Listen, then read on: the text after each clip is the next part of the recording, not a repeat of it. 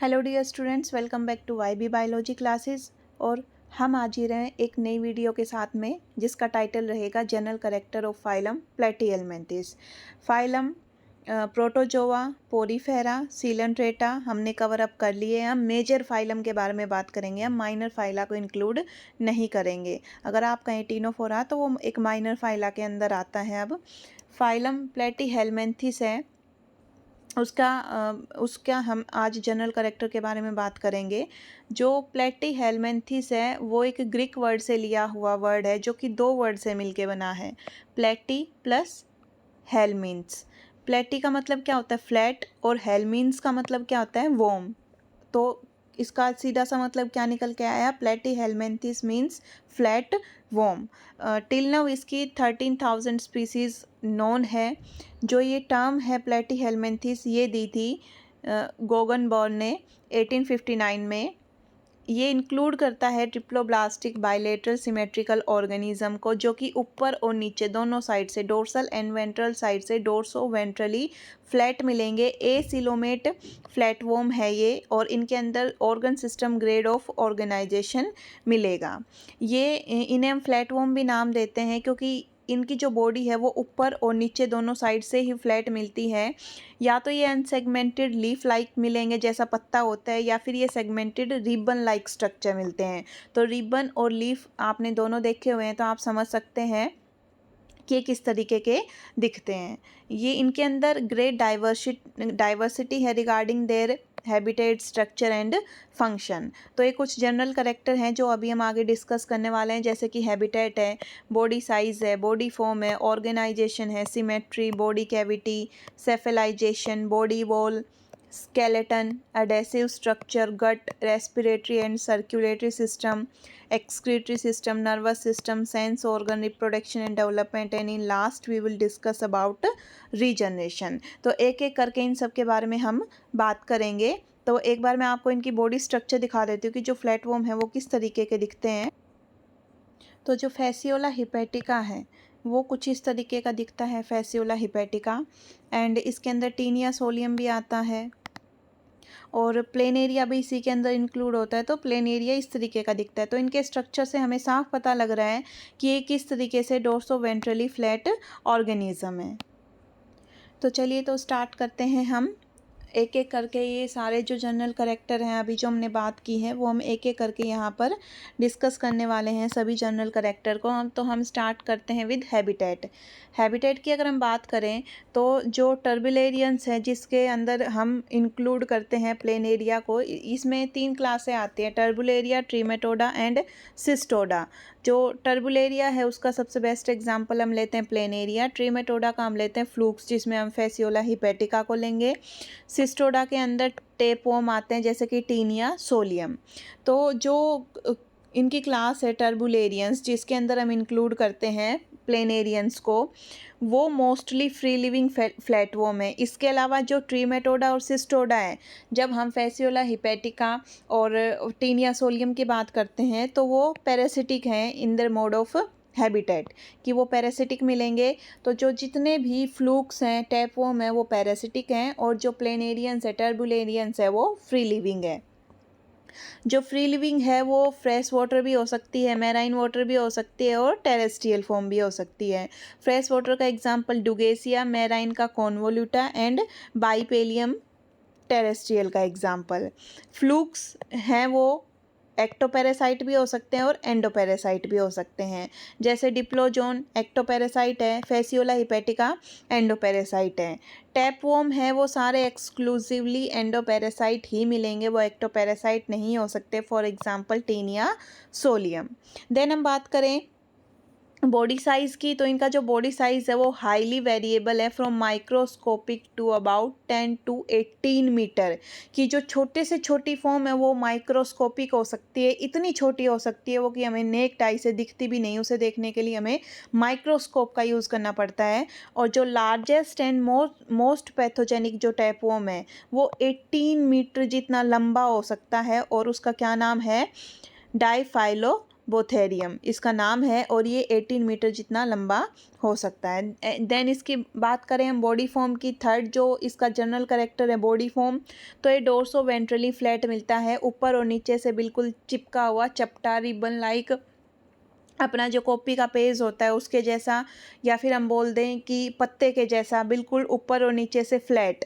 या तो ये अनसेगमेंटेड मिलेगा, लीफ जैसे अनसेगमेंटेड है, या तो ये रिबन लाइक सेगमेंटेड मिलेगा। जो सेगमेंट्स इसके होते हैं उसको नाम दिया जाता है प्रोग्लोटिड, और ये सेगमेंट्स वेरी करते हैं और इन सेगमेंट के according to their maturation level अलग अलग नाम होते हैं।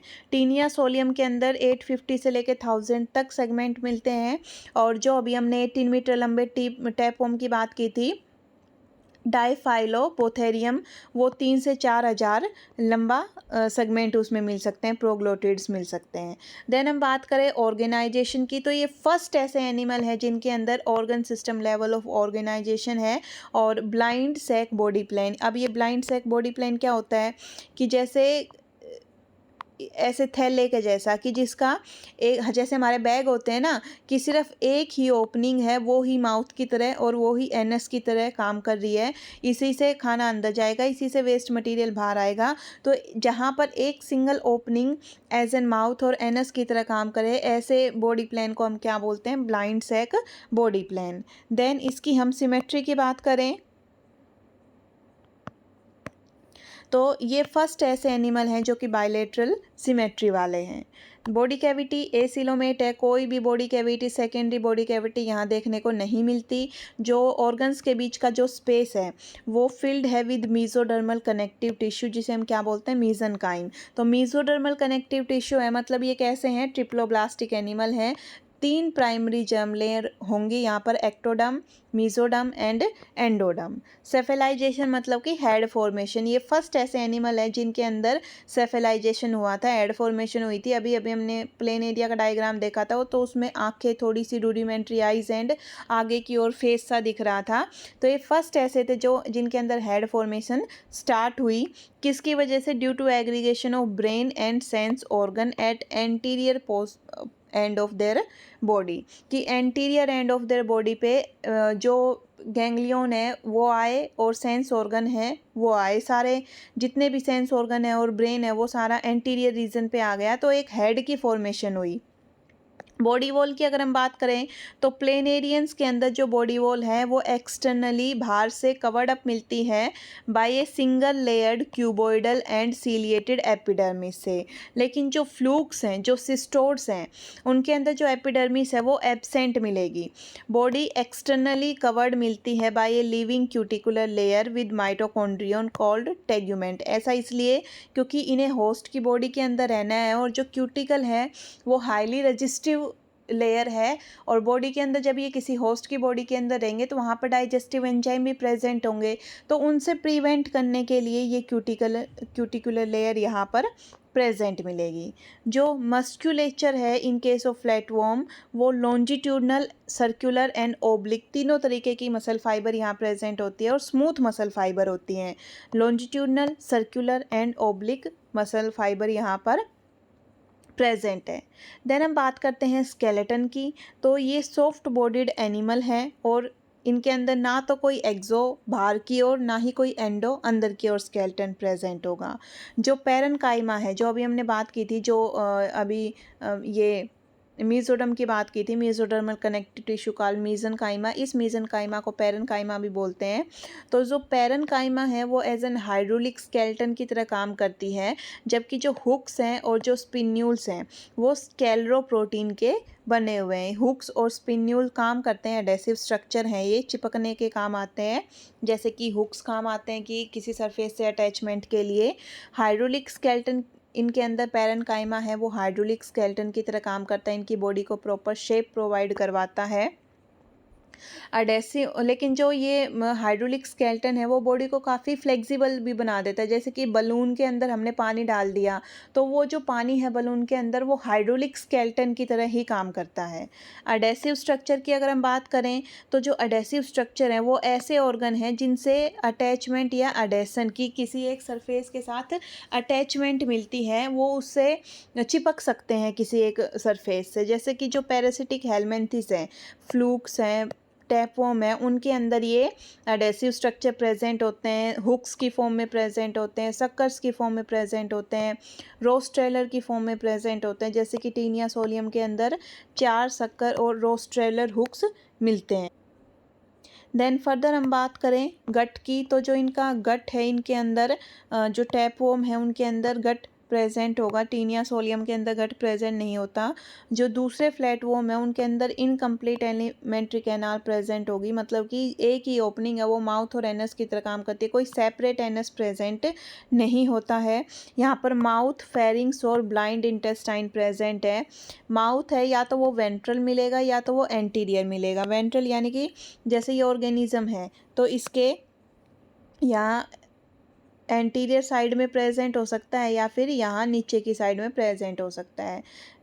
जो वेंट्रल है वो प्लेन एरिया में मिलता है, एंटीरियर है वो फेसियोला हिपेटिका में। हम फेसियोला हिपेटिका का जो स्ट्रक्चर बनाते हैं वो कुछ इस तरीके का ऐसे यूँ स्ट्रक्चर सा बनाते हैं। तो जो ये वाला जो रीजन है वो इसका माउथ है, तो माउथ कहाँ है, इसके एंटीरियर रीजन के ऊपर माउथ प्रेजेंट है। और जो प्लेन एरिया है, प्लेन एरिया कुछ इस तरीके का ऐसे करके ऐसे प्लेन एरिया दिखता है, तो यहाँ आँखें दिखती है। प्लेन एरिया के अंदर जो माउथ है वो नीचे की साइड में वेंट्रल साइड में प्रेजेंट होता है। देन जो फेरिंग्स हैं, फेरिंग्स कैसा मिलेगा, यहाँ पर फेरिंग्स है वो सिंपल कॉन्वोलेटेड फेरिंग्स मिलता है। माइक्रोस्टोमस के अंदर बल्बस भी मिल सकता है। इंटेस्टाइन है कॉन्वोलेटा में एब्सेंट होगी, और सैक लाइक बोरे लाइक है जिसके अंदर कोई डाइवर्टिकुलम प्रेजेंट नहीं होता in case of Microstomum. Then respiratory and circulatory system की बात करें तो दोनों रेस्पिरेटरी और सर्कुलेटरी सिस्टम यहाँ पर एब्सेंट होते हैं। जो गैसियस एक्सचेंज है वो थ्रू जनरल बॉडी सरफेस होगा, या तो ये एरियोबिक होंगे जैसे कि प्लेन एरिया है जो फ्री लिविंग फॉर्म में है, जो पैरासिटिक फॉर्म में है वो अनएरियोबिक होंगे जैसे कि टीनिया सोलियम। ये पेरेन्काइमल सर्कुलेशन शो करते हैं कि जो सर्कुलेशन है गैसेस का, फूड का, वो पेरेन्काइमा के थ्रू होगा, जो पेरेन्काइमेटस टिश्यू है कनेक्टिव टिश्यू उसके थ्रू होगा। एक्सक्रीटरी सिस्टम, यहाँ पर जो एक्सक्रीशन है मेनली वो फ्लेम सेल या फिर प्रोटोनेफ्रिडिया के थ्रू पॉसिबल है। फ्लेम सेल प्रोटोनेफ्रिडिया का हम अभी डायग्राम देखेंगे। ये एक्सक्रीटरी पोर, एक या दो एक्सक्रीटरी पोर के थ्रू इनकी ओपनिंग बॉडी से बाहर होगी, and these are ammonotelic in their excretion. Nervous system की बात करें तो जो इनका नर्वस सिस्टम हो वो लेडर लाइक, सीढ़ी लाइक प्रेजेंट होता है। नर्वस सिस्टम ऐसा सा नर्वस सिस्टम दिखता है, और ये ब्रेन और दो से ज़्यादा लॉन्जिट्यूडनल नर्व कोड से बना हुआ है जो कि आपस में इंटरकनेक्टेड है बाय ट्रांसवर्स कमीसर। जैसे इसके हम डायग्राम की बात करें फ्लेम सेल और नर्वस सिस्टम की, तो ये फ्लेम सेल है। फ्लेम सेल का नाम फ्लेम सेल क्यों पड़ा, क्योंकि जैसे जो मोमबत्ती की जो फ्लेम है, कैंडल की जो फ्लेम है लो है, जो ये फ्लेम सेल है इसका नाम फ्लेम सेल क्यों पड़ा, क्योंकि जैसे कैंडल की जो फ्लेम होती है वो फ्लिकर करती है, उसी तरीके से ये ऐसा लगता है कि जैसे ये जो सेल हैं वो फ्लिकरिंग कर रही हैं, इनके जो सीलियाँ हैं वो फ्लेम की तरह फ्लिकर करते हैं, इसलिए इस वजह से उस जैसी अपीरियंस होने की वजह से इसका नाम फ्लेम सेल पड़ा। ये फ्लेम सेल का डायग्राम है, आपको इसी तरह का इसका डायग्राम बनाना है। बीच में इसके लिए ये सीलियरी फ्लेम प्रेजेंट है, ये सेल का ल्यूमन है, ये फ्लेम सेल का ये पूरा साइटोप्लाज्म है। साइटोप्लाज्म के इस तरीके से सूडोपोडिया निकले हुए मिलेंगे, ये न्यूक्लियस है, और ये जो ये दिख रहे हैं ये ग्लोब्यूल है एक्सक्रीशन के लिए। यहाँ पर ये बेसल ग्रेन्यूल्स प्रेजेंट है, और ये टर्मिनेशन है सीलियरी डक्ट का। और जो नर्वस सिस्टम है वो अभी हमने बात की थी कि लैडर लाइक नर्वस सिस्टम होता है। ये जो ब्रेन है यहाँ पर ब्रेन हेड वाले रीजन में प्रेजेंट है, और ये ऐसे दो लॉन्जिट्यूडनल नर्व या नर्व कोड प्रेजेंट होती हैं जो कि आपस में ऐसे ट्रांसवर्स कमीसर से जुड़ी हुई मिलेंगी। और ये जो साइड में ये निकली हुई प्रोसेस है इनको हम बोलते हैं लेटरल नर्व्स, जो कि पूरी बॉडी में सप्लाई करती हैं। तो इस टाइप से इनका जो नर्वस सिस्टम है वो दिखता है, ladder like nervous system with two longitudinal nerve cord and transverse commissures. Then हम बात करते हैं सेंस ऑर्गन की। यहाँ पर जो फ्री लिविंग फॉर्म है उनके अंदर सेंस ऑर्गन मिलेंगे और वो काफ़ी प्रिमिटिव टाइप के हैं, जैसे कि प्लेन एरिया के अंदर आई है, स्टेटोसिस्ट बैलेंसिंग ऑर्गन है कॉन्वोलेटा के अंदर। और ये जो पैरासिटिक फॉर्म है उनके अंदर सेंस ऑर्गन काफ़ी ग्रेटली काफ़ी रिड्यूस्ड फॉर्म में मिलेंगे और एब्सेंट भी मिलते हैं। डेवलपमेंट एंड रिप्रोडक्शन की अगर हम बात करें तो ये बाइसेक्सुअल है, हर्मेफ्रोडाइट है और मोनोइसियस है। जो बाइसेक्सुअल मतलब कि दोनों जो सेक्स ऑर्गन है वो एक ही ऑर्गेनिज्म के अंदर प्रेजेंट है। रिप्रोडक्टिव सिस्टम है वो जनरली कॉम्प्लेक्स मिलता है और वेल डेवलप्ड रिप्रोडक्टिव ऑर्गन, गोनोडक्ट्स और एसेसरी ऑर्गन्स मिलते हैं। हर एक जो जाइगोट है, each have zygote and large number of yolk sac. और जो योक सैक है वो योक सेल है वो वाइटलाइन ग्लैंड प्रोड्यूस करती हैं और ये कवर्ड मिलता है कि एग कैप्सूल के अंदर। इसलिए इनके जो एग हैं उनको एक्टोलसाइथल एग बोलते हैं, कि जो एग है उसके बाहर में एक कैप्सूल प्रेजेंट होगा, बीच में जाइगोट होगा और बहुत सारी योक सेल प्रेजेंट होंगी। जाइगोट एंड योक सेल इस तरीके से यहाँ पर ये प्रेजेंट होंगी। फर्टिलाइजेशन की अगर हम बात करें तो cross fertilisation and self fertilisation present होता है। क्रॉस फर्टिलाइजेशन ट्रीमेटोडा के अंदर और जो सेल्फ फर्टिलाइजेशन है वो सिस्टोडा के अंदर। ये हमेशा फर्टिलाइजेशन है वो इंटरनल ही होगा। डेवलपमेंट डायरेक्ट भी हो सकता है, जैसे कि जो फ्री लिविंग टर्बुलेरियन है प्लेन एरिया उसके अंदर इनडायरेक्ट होता है। और इनडायरेक्ट ये ट्रीमेटोडा सिस्टोडा में होगा। बहुत सारे लार्वल फॉर्म को इंक्लूड करते हैं, जैसे कि हम अगर फैसियोला हिपेटिका के लार्वल फॉर्म की ही बात करें तो miracidium larva, sporocyst larva, redia cercaria and metacercaria, 5 तरीके की लार्वल फॉर्म इसके अंदर मिलेंगी। इनकी लाइफ साइकिल मोनोजेनेटिक भी हो सकती है, डाइजेनेटिक भी हो सकती है और ट्राइजेनेटिक भी हो सकती है, कि सिर्फ एक होस्ट के अंदर भी लाइफ साइकिल कंप्लीट हो सकती है, 2 होस्ट के अंदर भी कंप्लीट हो सकती है और 3 होस्ट के अंदर भी कंप्लीट हो सकती है। एसेक्सुअल रिप्रोडक्शन होगा वो ट्रांसवर्स फिशन के थ्रू होगा इन मैनी टर्बुलेरियंस, जैसे कि example planaria. Then regeneration की बात करें तो जो प्लेन एरिया है उसके अंदर वेरी हाई पावर है रीजनरेशन की। और किस टाइप का रीजनरेशन? मोर्फोलेक्टिक टाइप का रीजनरेशन। और वो भी कैसा होता है? स्पीसीज स्पेसिफिक मैनर में रीजनरेशन होगा। इसका जो हर एक बॉडी सेगमेंट है वो एक कंप्लीट एनिमल के अंदर डेवलप होगा, लेकिन उसका साइज स्टार्टिंग में स्मॉल होगा, वो धीरे धीरे ग्रो करके बड़ा होगा। जितना बॉडी फ्रेगमेंट टूटा है, जितना बॉडी सेगमेंट टूटा है उतनी ही लेंथ होगी नए ऑर्गेनिज्म की। प्लेन एरिया रीजनरेशन के अंदर पोलैरिटी भी शो करता है। कैसे? जैसे ये ऐसे प्लेन एरिया की बॉडी है और यह इसका हेड रीजन है और ये इसके टेल रीजन है। यहाँ से बीच में से जैसे फ्रेगमेंट हुआ तो ऐसे 2 जो फ्रेगमेंट बने, तो जो नीचे वाला पोर्शन है वो तो फर्दर टेल बनाएगा और ये जो टेल वाला रीजन है जिसके पास हेड नहीं था वो सिर्फ और सिर्फ अब हेड की फॉर्मेशन ही करेगा, ऐसा ही बनेगा। यूँ नहीं कि हेड है तो हेड से फिर पूरा ऑर्गेनिज्म बना, ऐसा नहीं। जो पार्ट लॉस हुआ है वो ही पार्ट बनता है। आई होप आपको ये समझ में आया होगा। Thank you for watching my videos.